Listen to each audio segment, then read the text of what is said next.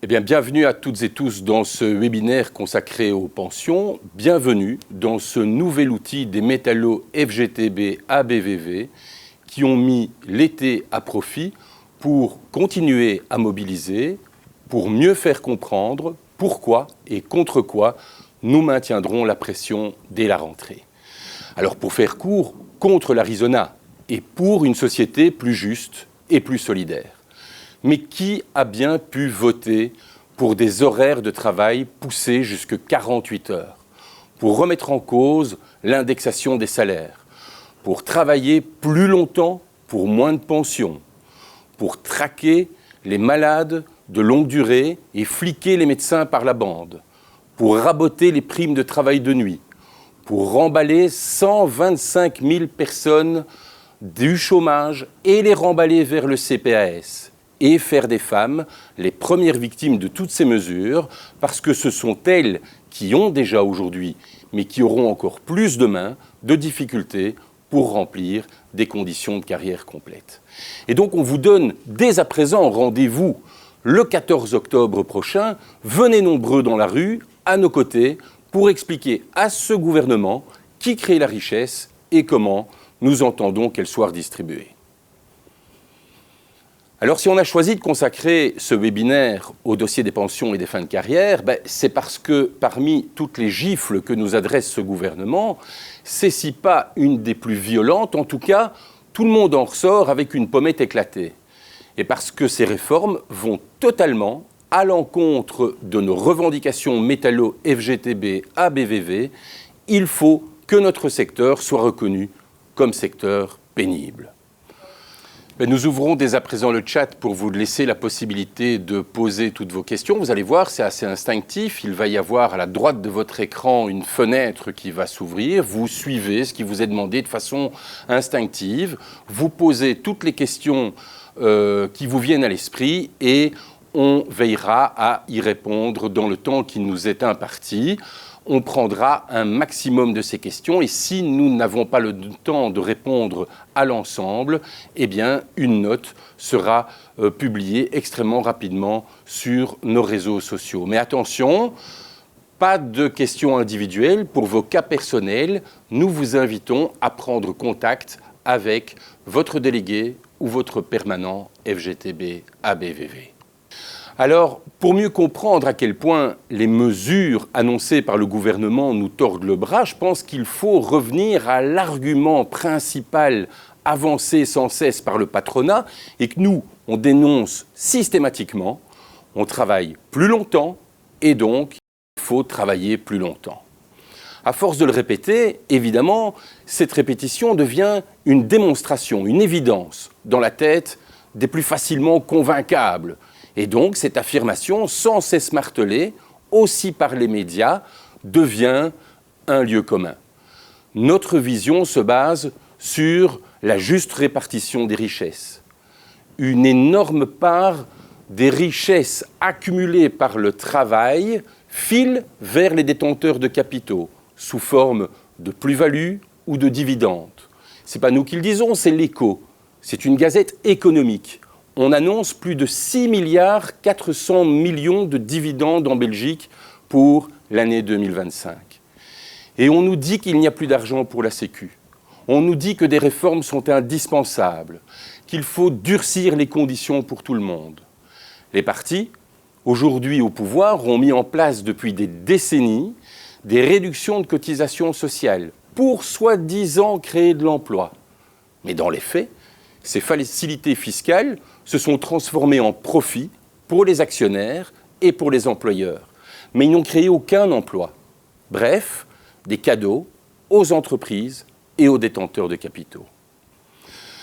Pour nous, les années de pension sont une forme de réappropriation de cette richesse créée. C'est une reconnaissance postérieure de la contribution du travailleur à la société tout entière et non pas une aumône ou un privilège.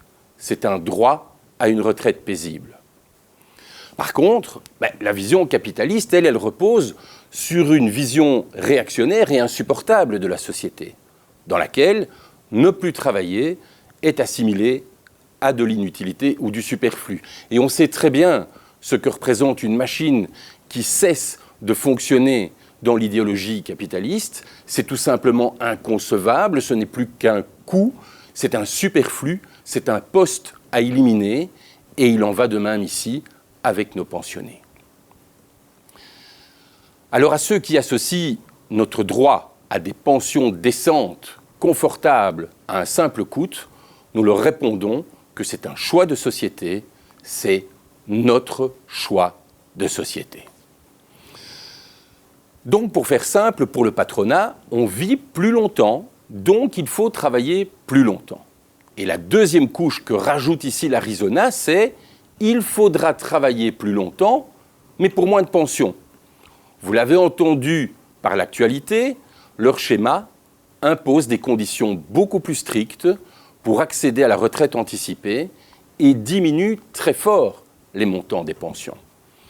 Et ce sont les travailleurs des secteurs pénibles, et particulièrement les femmes, qui trinquent, comme vous allez le voir.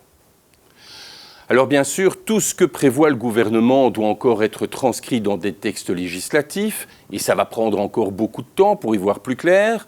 Et vous pouvez d'ailleurs voir sur le site internet du Service fédéral des pensions, du ministère des pensions, qu'il est demandé de ne pas les contacter. Ils ne pourront pas répondre à vos questions, ils sont débordés.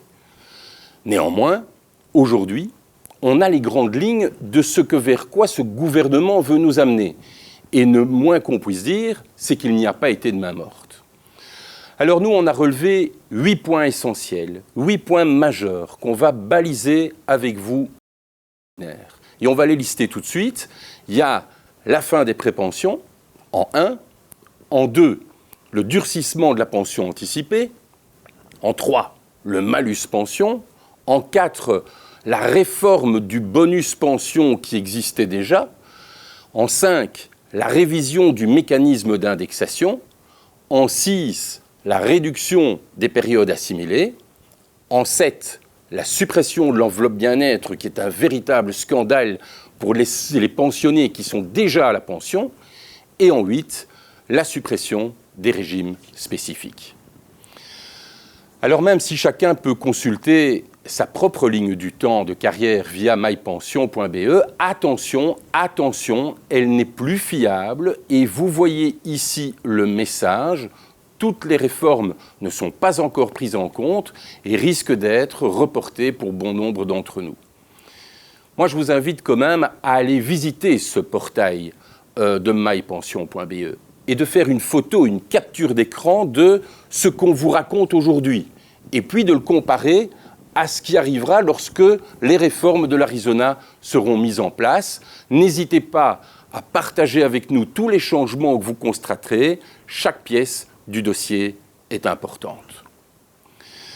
Alors on va zoomer dès à présent sur les détails de cette note pension et je vous invite à prendre la première mesure ensemble qui est celle qui porte sur les RCC, pensions et fin de carrière.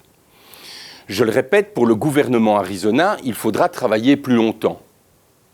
Il sonne tout simplement la fin des ex-prépensions, des RCC aujourd'hui, les régimes de chômage avec complément d'entreprise. Il n'y aura plus de nouveaux dossiers possibles.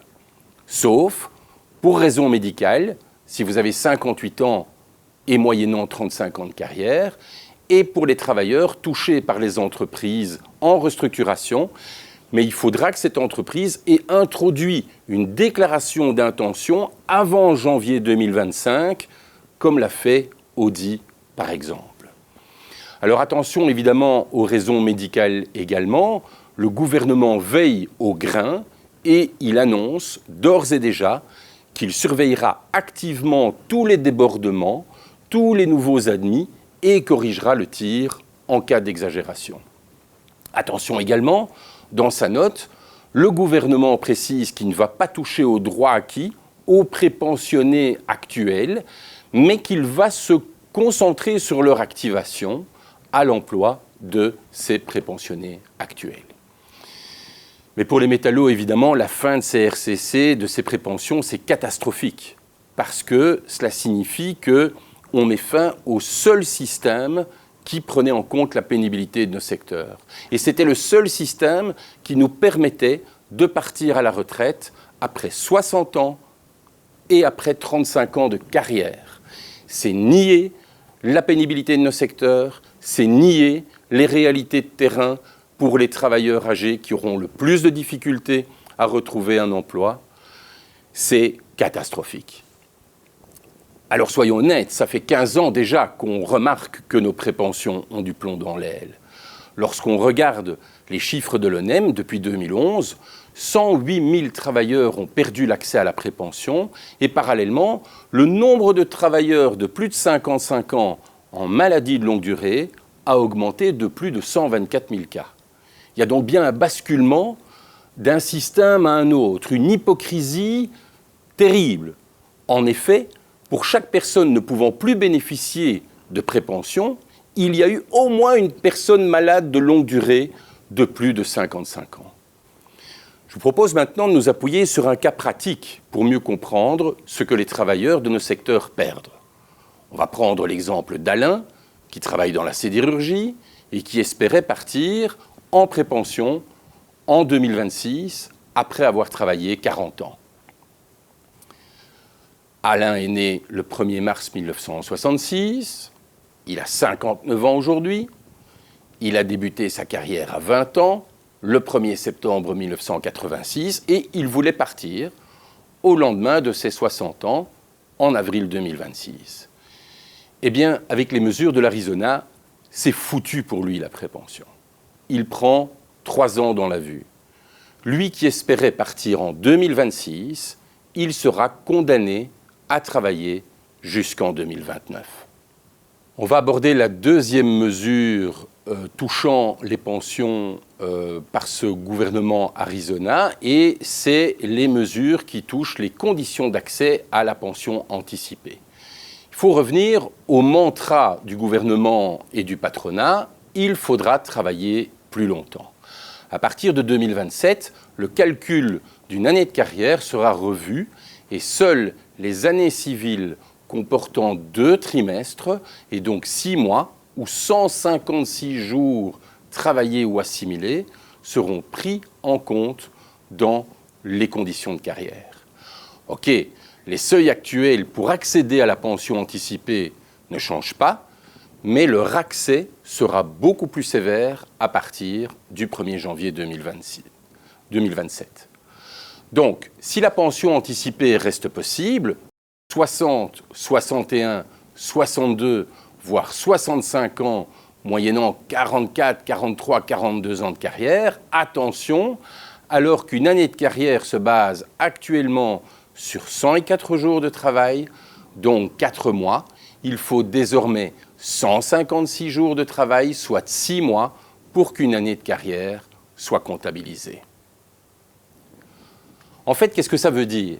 Ça veut dire que les personnes qui commencent à travailler après leurs études, par exemple en septembre, une fois leur diplôme en poche, mais elles pouvaient déjà compter une année de carrière. Maintenant, c'est foutu pour ceux qui commencent en septembre. Ils perdent 1 an au compteur. J'en reviens donc à Alain, qui ne peut plus bénéficier du régime de prépension. Voyons maintenant s'il peut au moins partir en pension anticipée. Eh bien, avec les mesures de l'avant-Arizona, Alain pouvait espérer un départ anticipé à 62 ans, après 43 ans de carrière. Mais avec le gouvernement Arizona, Alain devra travailler jusqu'à ses 63 ans. En effet, sa première année commencée en septembre ne compte plus. Il n'y a plus assez de jours.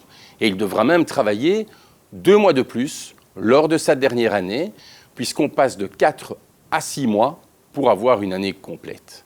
Bref, Alain, qui espérait partir en pré-pension en mars ou avril 2026, devra attendre juillet 2029 pour pouvoir bénéficier de sa pension anticipée.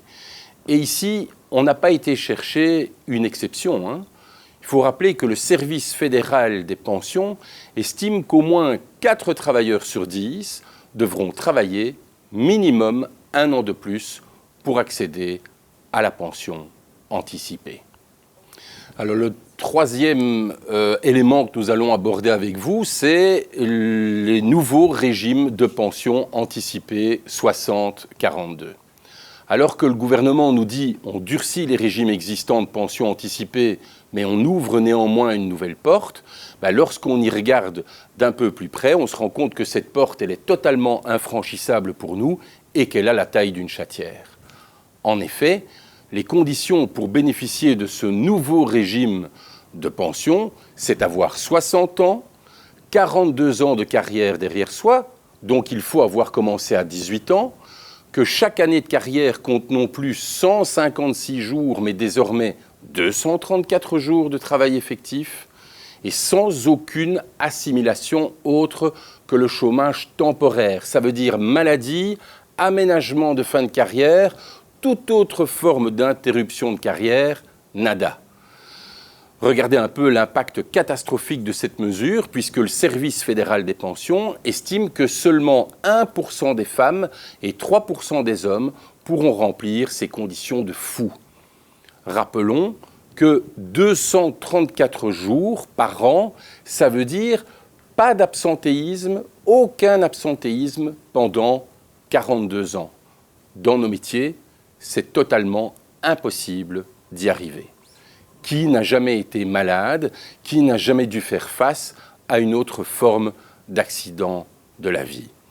Et donc l'Arizona brûle ici la notion de pénibilité au travail. Et quand on vous disait que ces nouvelles orientations impactaient violemment les femmes, la règle des 234 jours de travail par an claque la porte au nez de plus de 8 femmes sur 10. Elles vont être touchées de plein fouet par cette mesure.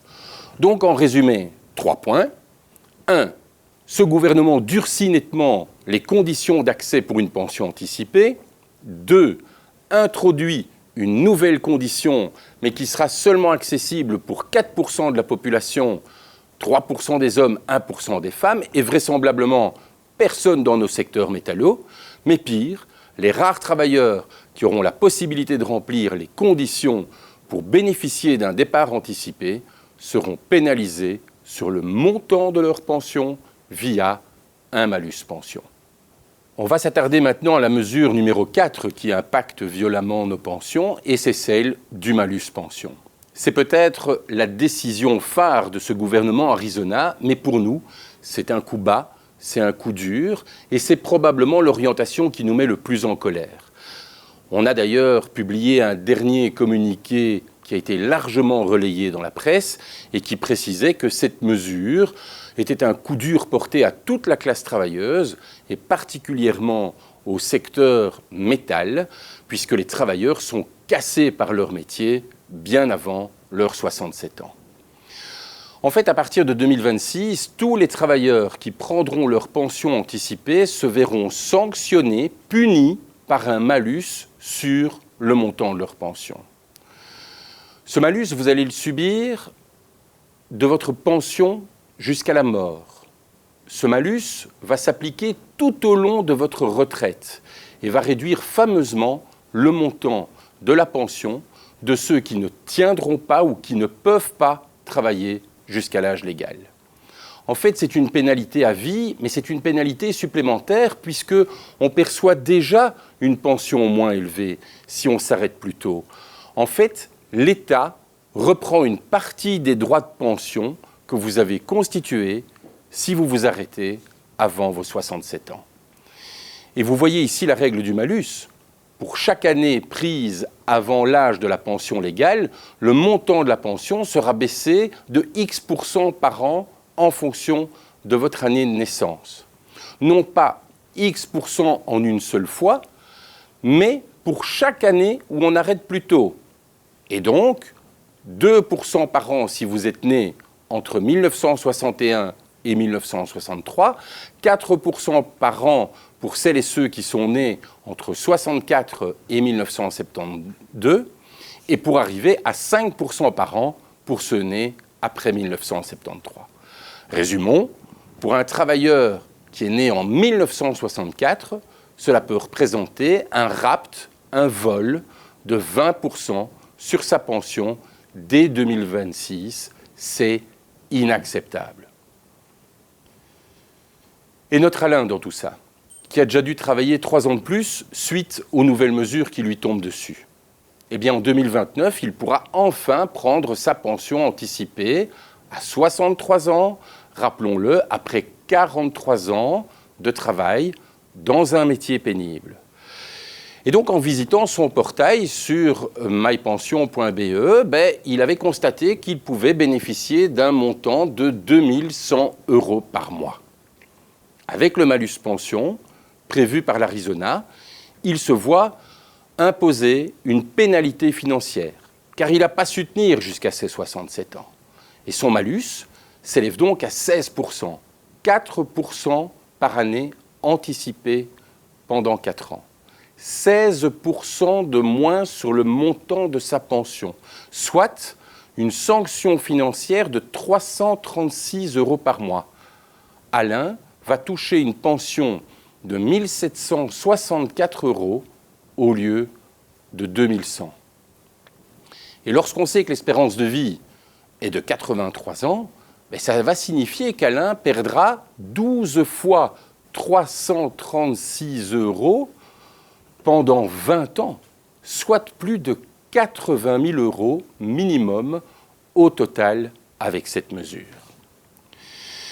Il existe quand même une exception pour ne pas se voir imposer ce malus pension, mais il faut compter 35 années de travail avec 156 jours de travail effectif, avec assimilation limitée.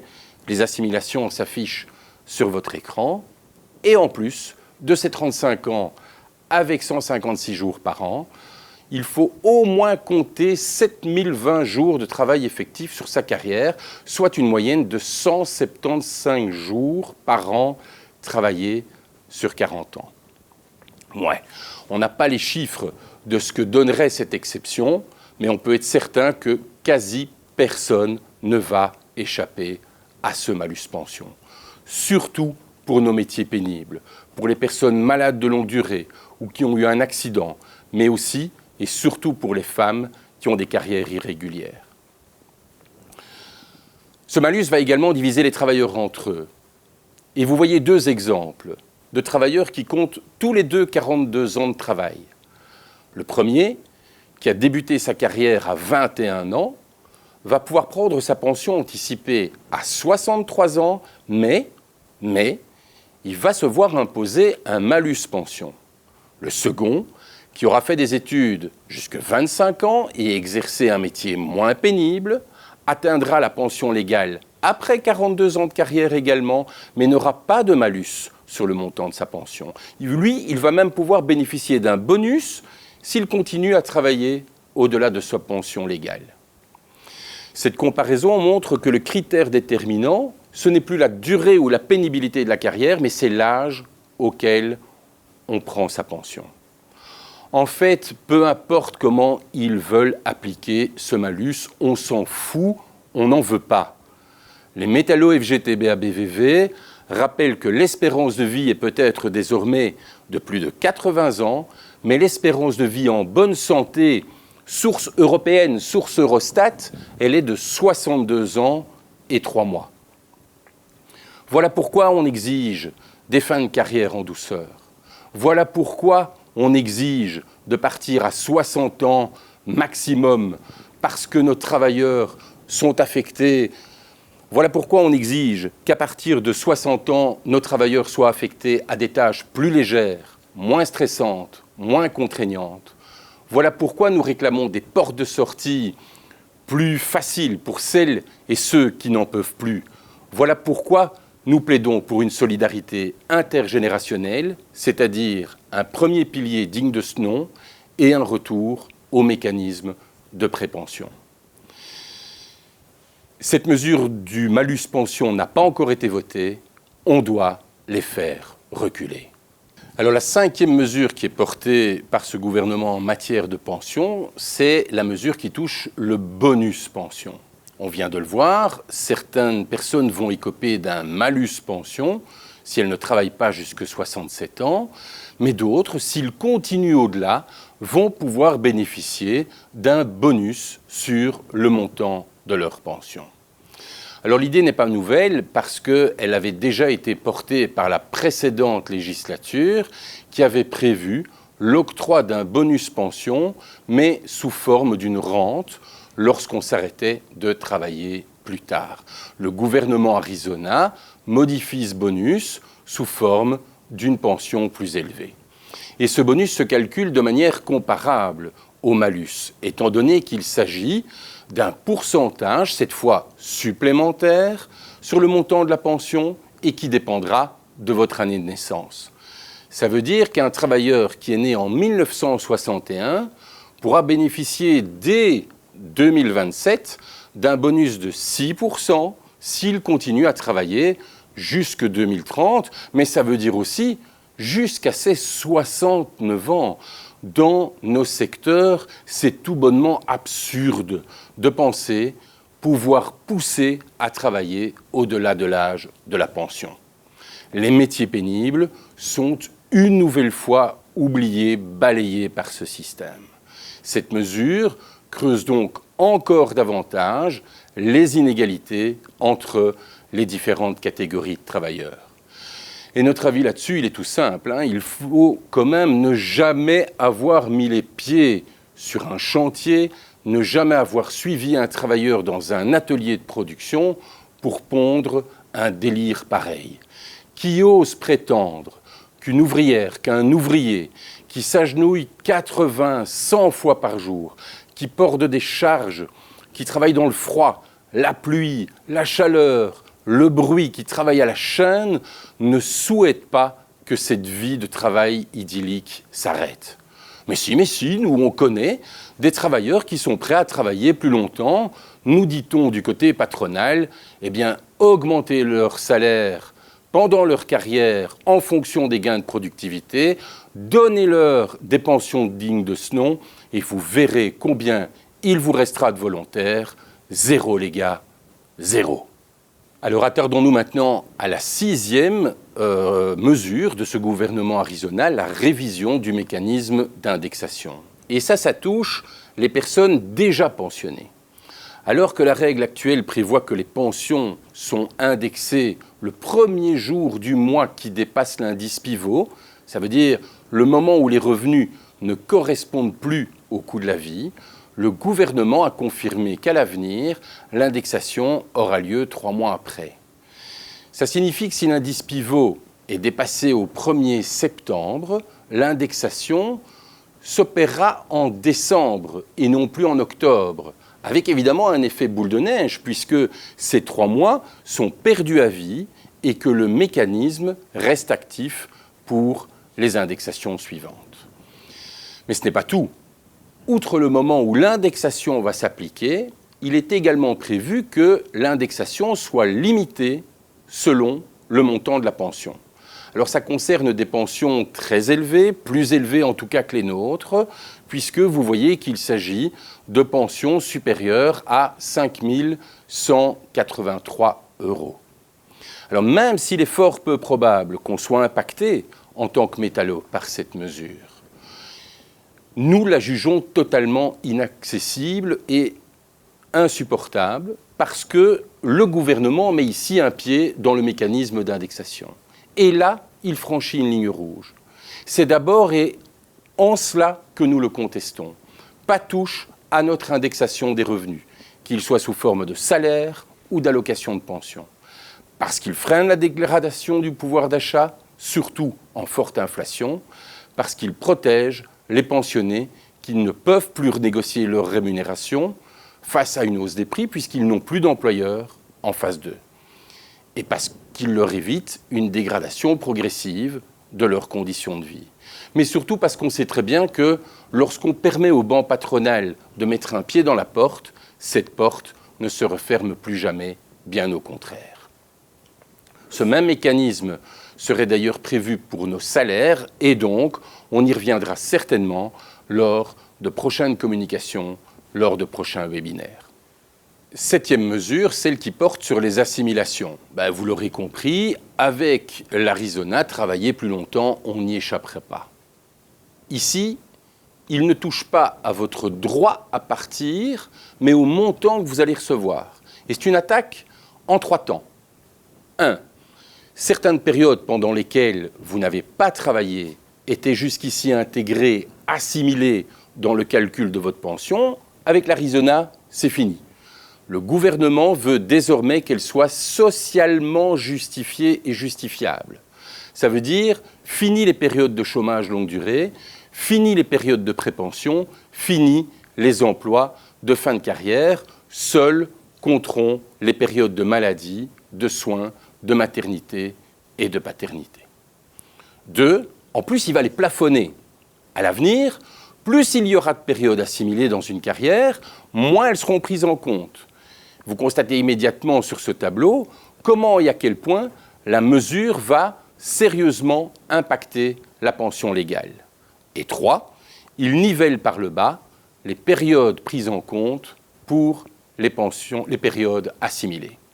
Concrètement, pour les périodes de prépension RCC, de chômage ou de crédit-temps, le calcul de la pension ne se fera plus sur base du dernier salaire perçu, mais sur base d'un montant forfaitaire et évidemment inférieur.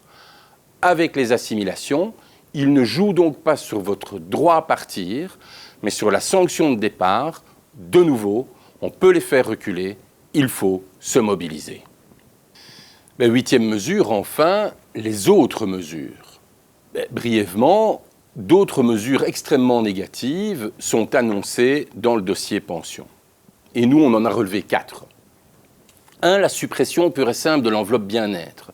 C'est pour nos pensionnés l'équivalent d'une augmentation salariale, cette enveloppe bien-être. Rappelons que c'est un budget qui est prévu pour augmenter tous les 2 ans les pensions les plus basses afin qu'elles suivent l'évolution du coût de la vie. Cette suppression pénalisera tous les pensionnés, mais principalement les pensions minimum et surtout les pensions accordées aux femmes qui ont les carrières incomplètes ou irrégulières. 2. Les conditions pour accéder à la GRAPA. Elles vont être réduites.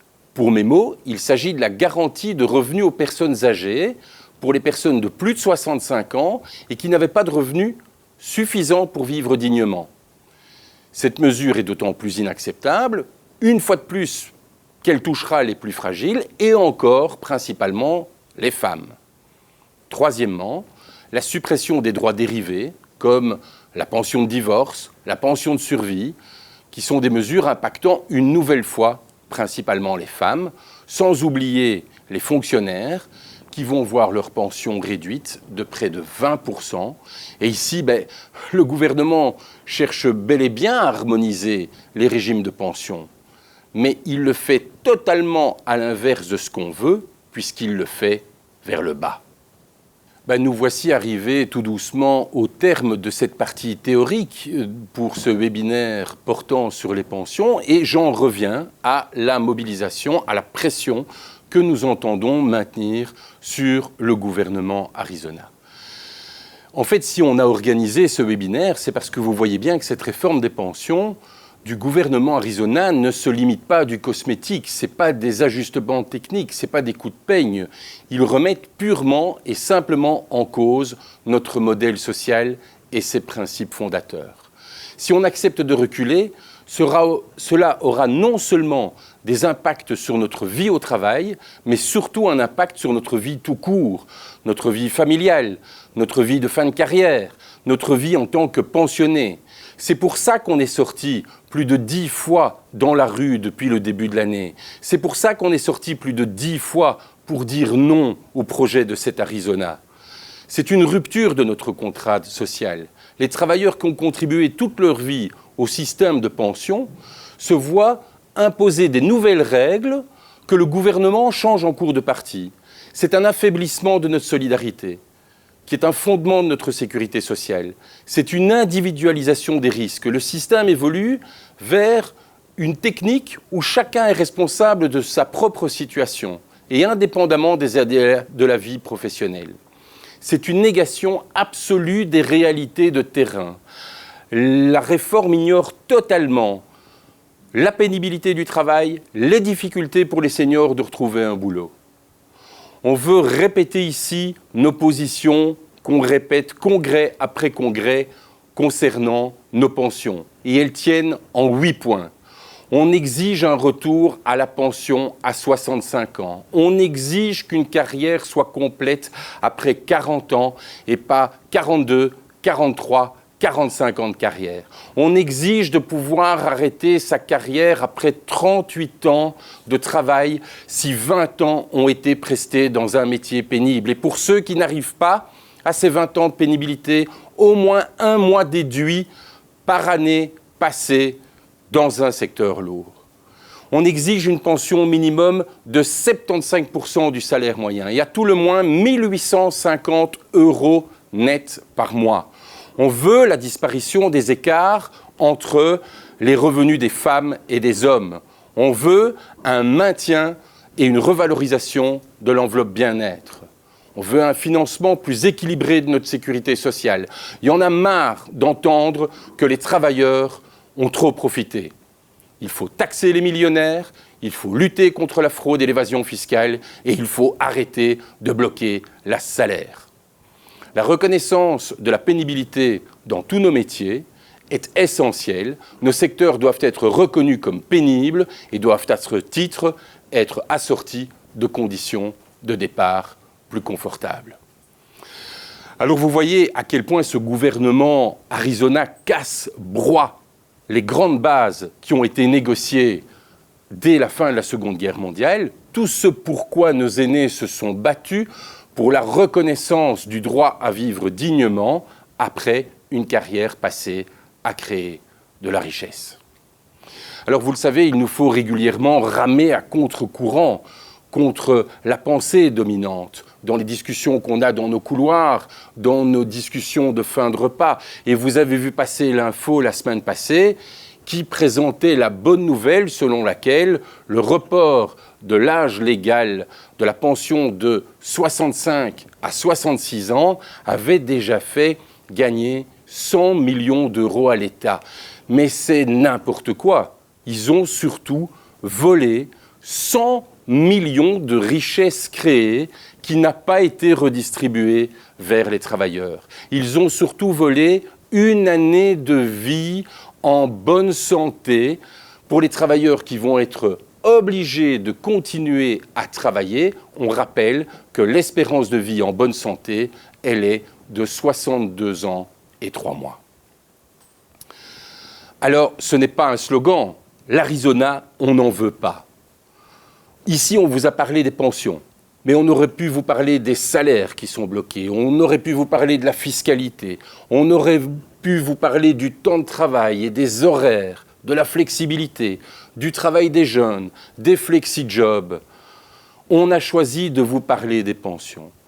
C'est pour ça qu'il est important de nous mobiliser. C'est pour ça qu'il est important de les faire reculer, parce qu'ils s'attaquent au fondement même de notre concertation sociale, au fondement même de notre paix sociale. Rejoignez-nous nombreux le 14 octobre prochain.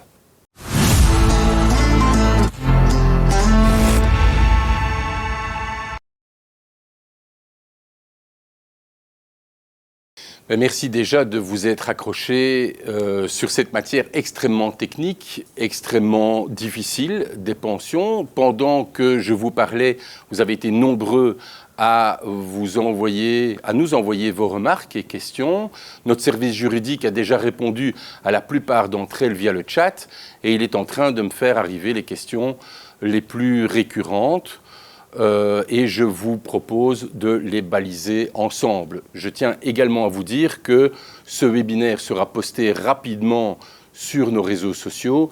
N'hésitez évidemment pas à le retransférer à votre tour.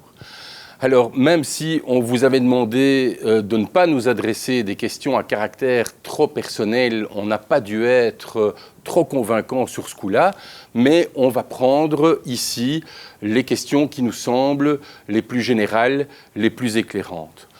On a Antonio qui nous demande s'il peut partir en pension anticipée dans 2 ans, en 2027, à 60 ans. Il nous dit qu'il a commencé à travailler à 18 ans et qu'il a toujours travaillé, sauf une longue maladie de 8 mois. Je dirais que les nouvelles ne sont pas bonnes, puisqu'on est dans le cadre du nouveau régime de pension anticipée 60-42. Ça veut dire avoir 60 ans d'âge et 42 années de travail derrière soi, mais ça veut surtout dire qu'il faut que ces années comptabilisent 234 jours sans assimilation, sauf le chômage temporaire. Ce qui n'est pas le cas ici. La période de maladie de 8 mois n'est pas prise en compte dans le calcul de ta pension, et donc tu ne pourras pas bénéficier de la pension anticipée à 60 ans, mais bien à 61 ans et après 43 ans de carrière, parce que là, tu auras donc bien 42 ans pleins avec 234 jours de travail à ton actif.